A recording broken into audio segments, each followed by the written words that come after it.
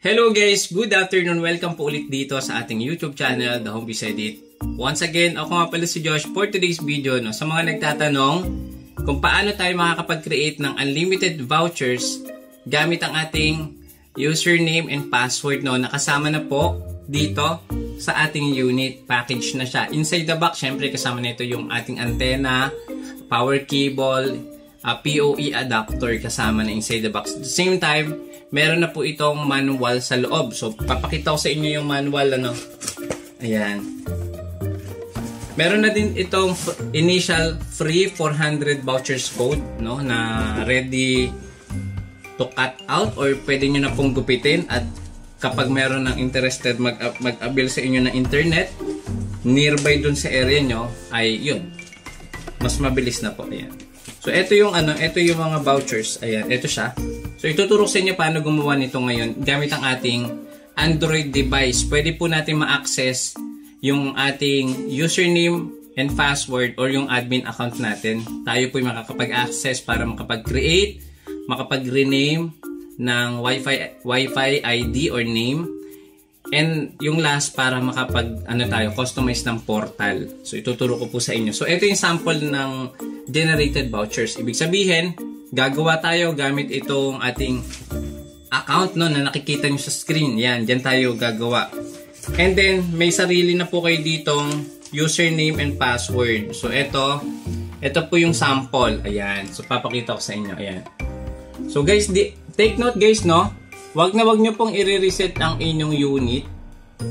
Ayan. Kasi po, mabuboid yung warranty. So, dito po kayo pupunta sa ating server account dito, ilalagay nyo sa Chrome o itatype nyo sa Chrome.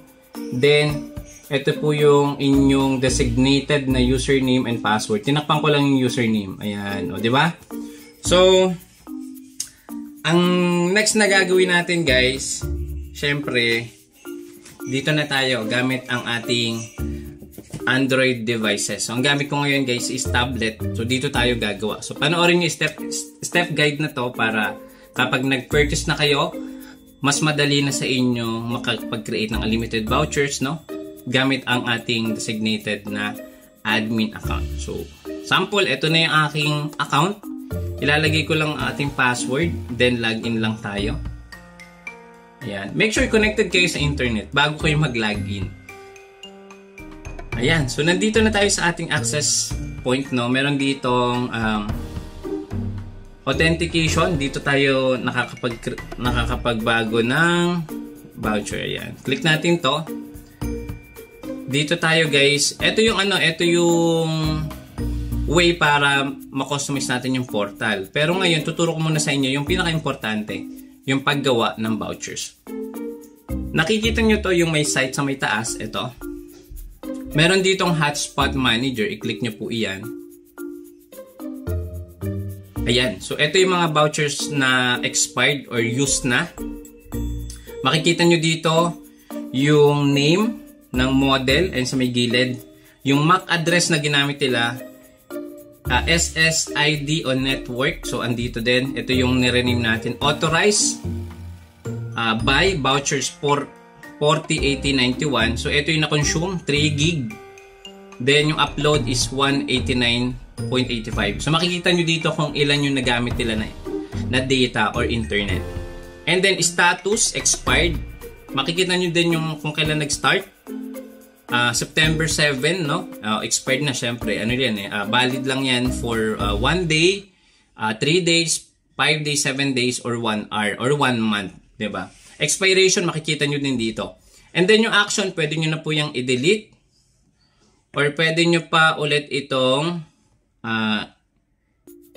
i-activate pa ulit. Okay? So, extend time. Pwede natin i-extend yung time ng sample. Depende, kayo din magko-customize. For example, kahit expired na yung vouchers, pwede pa rin natin yan extend. Depende kung ano gusto natin. So, sample, 1 hour, extension ng 1 hour or 7 days. Kahit hindi na siya mag-avail pa nung panibagong tawag dito, vouchers. So, pwede din siyang i-extend. Take note that, guys, And then, kung gagawa na tayo ng vouchers, punta tayo dito sa may taas. Ito, nakikita nyo to, yung vouchers. Click nyo yan. Ayan, so nandito na tayo sa ating vouchers creation. Ayan, so nakagawa na tayo guys dito, no? Pero kung gagawa ulit tayo, i-click nyo lang yung create voucher sa may ibaba. Ayan, so ito yung pinaka part kung saan makakapag-create na tayo. So yung portal, wag nyo nang baguhin yan. Yung code length, ito po yung digit. For example, 6 digit, 8 digit, or 10 digit. Pwede kayo mag-generate ng ganun. So, kayo po, bahala kayo kung ilang digit yung i-create nyo na vouchers. Kung sila ay magla-login sa Wi-Fi. So, parang ganito yun guys. So, papakita ko lang sa inyo. So, dito sila guys nagla-login. Ito. So, sample, may device ako. Kukonek ako sa piso Wi-Fi or hotspot natin. Then, ito yung pinaka-portal na mapupuntahan nila bago sila mag-connect. Ayan, ito. Ayan guys. Ayan, dito sila guys magta-type ng vouchers. So, depende kung 8-digit vouchers o 10-digit or 6-digit. So, kayo na po ang bahala dyan. So, dito po nila i-input yan. Okay? So, dito ang nakalagay ng code length natin, it's 6. Then, amount, no? Kung ilan po yung code na i-generate natin. For example, gagawa tayo ng 10 piraso na code. Pero I suggest siguro ang gawin nyo 50. Para, depende. Ang sinasuggest ko, mabilis lang naman kasing i-print to. Ang sinasuggest ko, 50 by 50 siya. Ayan, by 50. O sige, for the sake of this video, ano lang, 5. Ayan, 5 lang muna. Tapos, yung type, ito yung limit usage, valid for ano lang to. Valid for 1 device lang. Limited uses count. Okay? Then, sa duration type, vouchers. Wala na kayong ibahin dyan. Sa duration, 8 hours. Ayan, dito tayo mamimili kung ilang oras yung gagawin nyo na vouchers. Or yung validity. So, sample, 1 hour o 24 hours, 1 day, 7 days, or pwede custom. Actually, sa custom, meron ditong days. Ayan, kung ilang araw, diba? Pwede din oras, minuto. So, ito yung mga category na pwede nyong piliin. Okay? Then, ito, yung rate limit. Meron dito tayong customization ng Mbps. For example, ang Mbps nyo sa bahay ay nasa 100 Mbps. Tapos, naka-default siya. Kalahati po nung Mbps na yun is nagagamit ng mga connected dito. Okay? Para naman hindi masyadong bumagal yung mismong main router nyo, pwede nyo i-customize or i-limit up to 5 or 10 Mbps. I suggest, siguro kung magli-limit kayo dito, 10 Mbps. So, ayan. So, dito kayo mag-e-edit. Ayan. So, ganyan lang, guys. So, sa download speed, ayan. So, depende kung ilan kbps. So, equivalent yan sa Mbps. Kung sample, ilalagay natin Mbps. Ayan. So, sample, 10 Mbps. Ayan. Then, apply lang natin. Okay? So, ganun lang siya, guys. And then, description, that's optional. And then, kapag okay na, ayan, isaset ko, guys, ng 10 Mbps. Sorry. The rate limit profile can be applied to settings. Ayan. So, 5 minutes lang tayo. Cancel natin. Save. Wala na to, no? Hindi pala. Duration. Ang lalagay ko for today's video, 1 hour lang. And then, save na natin. Ayun. So, succeeded na siya. So, paano naman natin to ipiprint? So, meron tayo dito, no, na print selected vouchers and print. Ayan, mare-redirect tayo dito sa, ayan, ito na yung yung mga sample ng vouchers na pwede nating i-print. Ayan, o, diba? So, ganun lang kadali, guys, para ma-print. And then, ang gawin nyo na lang, kung meron kayong kung meron kayo, screenshot nyo, or pwede nyo, guys, i-direct na sa printer. Ganun lang. Okay, click letters, and then, select printer. Kung wala, all printer, or pwede nating i-save, guys, ng save as PDF. Ganun lang siya. Ito, meron siya ditong save as PDF. So, ganun lang siya. Pag sinave nyo as PDF, I-download nyo, gawin yung JPEG, tapos punta kayo sa computer shop, yun nyo lang po ipaprint. Okay? So, next naman ang gagawin natin, paano tayo guys makakapag-rename ng ating Wi-Fi name. So, sample, nakalagay Piso Wi-Fi, diba yung nakalagay dyan. Punta tayo dito sa wireless. Ayan. And then, WLAN. Then, kiklik natin tong edit. Ayan. So, dito tayo maglalagay. So, sample, ang nilagay ko dito sa aking Piso hotspot is Piso Wi-Fi Connect. Pwede nyo lagay Piso Wi-Fi na lang. Ganyan. Ayan, wait lang. Ayan, okay. So, i-enable nyo din yung 2.4 GHz, 5 GHz, and 6 GHz speed. Then, okay na yan guys. Eto, wala na kayo ditong kailangan pang baguhin. Ayan, router, MacFictel, wala na. Kapag okay na, apply nyo lang. So, ganun lang kabilis. Succeeded na siya. And then, yung pinakahuli, paano naman tayo guys kustomize ng portal. So, punta tayo guys dito sa authentication portal. Ito.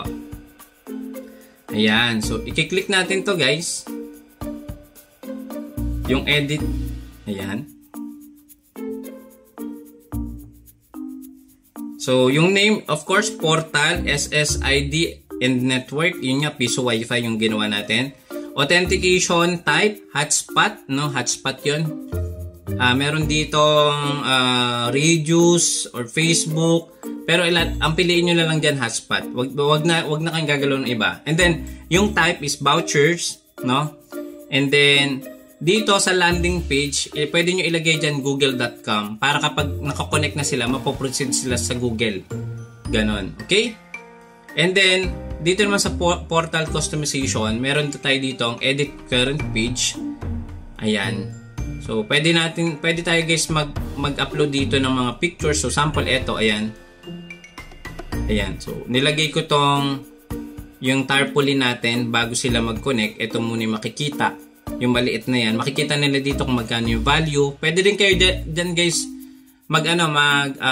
create ang sarili nyo. Pwede yung pictures nyo. Ayan. Diba? Logo. Ayan. Tapos, sa kulay, pwede kayo guys magbago ng kulay. Ito to. Yung kulay blue and white na yan, pwede nyo baguhin dyan. So, hindi ko na yan binabago. Button text, login. Ito yun, yung login na to. And then, ayun, so copyright, ito. And then, sa advertisement option, meron to sa may baba. So, pwede kayo dito mag-advertise guys nung mga pinopromote nyo na produkto. So, sample, meron kayong footlong, meron kayong palamig, di ba? Or paano mag-connect, pwede rin kayo maglagay dito. Pwede tayo maglagay dito up to 1 to 5 pictures. So, ang nilagay ko dito guys, yung footlong overload, tapos yung ating tarpaulin na logo. So, bago sila mag-connect dito, mapupunta muna sila dun sa advertising para siyang commercial. So, ganun po. So, yun lang guys, no? So, sana nakuha nyo paano mag-create ng vouchers, mag-customize ng Wi-Fi name, pati yung portal, paano mag-customize. Yun lang guys, maraming salamat. At kung may katanungan ka at gusto mo nang mag-purchase, no, comment lang sa ibaba or i-message po ako sa Messenger, Jose Opa Moleda Jr. para ma-reserve ko kayo guys ng natin ng unit. So, mabilis lang ito maubos, no? At sobrang mura. Again, ang advantage is wala nang kailangan ng technical knowledge para install ito, plug and play na agad. At the same time, hindi na natin kailangan ng bendo machine na medyo maraming parts to maintain or yung maintenance, pati yung cost. So dito, sobrang mura. At the same time, lalagyan mo lang yung antenna. The higher the antenna, the better yung connection. So ilan ang pwede mag-connect dito? 20 to 25 concurrent users. So sabay-sabay pwede. Ilan yung Mbps na internet kung may existing na kayo? I suggest 50 to 100 Mbps. Mas okay yun para at least, di ba, mas mabilis pa din yung mapoprovide yun na internet sa inyong mga client sa lugar ninyo. Nakakatulong na tayo magbigay ng internet sa mga walang capability or hindi sila eligible makapag-apply ng internet. So tayo po ang makakatulong sa kanila by using vouchers na mas simple, mas efficient. Yun lang guys. Thank you so much. See you again sa next video. Bye-bye!